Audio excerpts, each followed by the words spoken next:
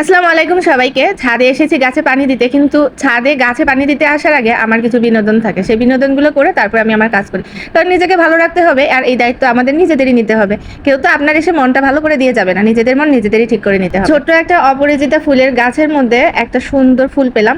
আর ফুলটা নিয়ে সুন্দর ভিডিও করতে করতে দেখি এখানে আমাদের সাদাটুর বন্ধু চলে এসেছে। বন্ধু না বান্ধবী আমি জানি না, তবে সাদাটুর সাথে প্রায়ই সখ্যতা দেখা যায়। ছাদের মধ্যে এসে এরা দুইজনে খুব ভালো একটা সময় কাটায়। তো আমি একে দেখে মনে হলো সে অনেক বেশি ক্ষুধার্ত, তাই তাকে নিচে থেকে মাছ আর ভাত নিয়ে এসে দিলাম। আমার আবার বেশি ভালো লাগে পশু পাখিকে আদর করে খাওয়াতে।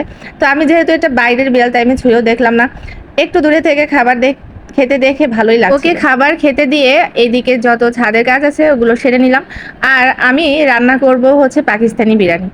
এই যে বিরিয়ানিটা, এটা আমি মালয়েশিয়া অনেক রান্না করেছিলাম, কিন্তু যে চালটা বাসমতি চাল সেটা নাকি এবার ভালো পড়েনি। মানে ঈদের একটা আয়োজনে আমি এই রান্নাটা করেছিলাম, কিন্তু সেদিন আমার চালগুলো ভেঙে যায়। সবাই বলল যে এটা নাকি নকল বাসমতি চাল, কিন্তু আমি তো আবার নাছর বান্দা, কোনো জিনিস পারফেক্টভাবে না করতে পারলে আমার মাথার মধ্যে সেই জিনিসটা ঘুরঘুর করে। তো আর এক প্যাকেট ছিল, ওই প্যাকেট দিয়েই আমি ভালো মতো আজকে পাকিস্তানি বিরিয়ানি রান্না করবো, এবং সেটা পারফেক্টভাবে। এবং আলহামদুলিল্লাহ আমার প্রতিটা স্টেপ আমি এমনভাবে ফলো করছি যে একটা চালও ভাঙতে দিইনি। আমার শাশুড়ির এই পাতিলটাকে আমি বিরিয়ানির পাতিল বানিয়ে ফেলেছি, কারণ আমার কাছে এই পাতিলটা বিরিয়ানি রান্নার জন্য বেস্ট। তো আমার পারফেক্টলি ভাবে যখন বিরিয়ানি রান্না হয়ে গেছে, তখন মনে হলো যে এই চাল একটুখানি রেখে দিয়েছিলাম জর্দা পোলাও বানানোর জন্য।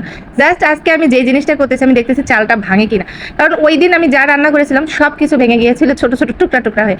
তো আমি আজকে সেটাও পারফেক্টলি ভাবে বানাতে পেরেছি, আলহামদুলিল্লাহ।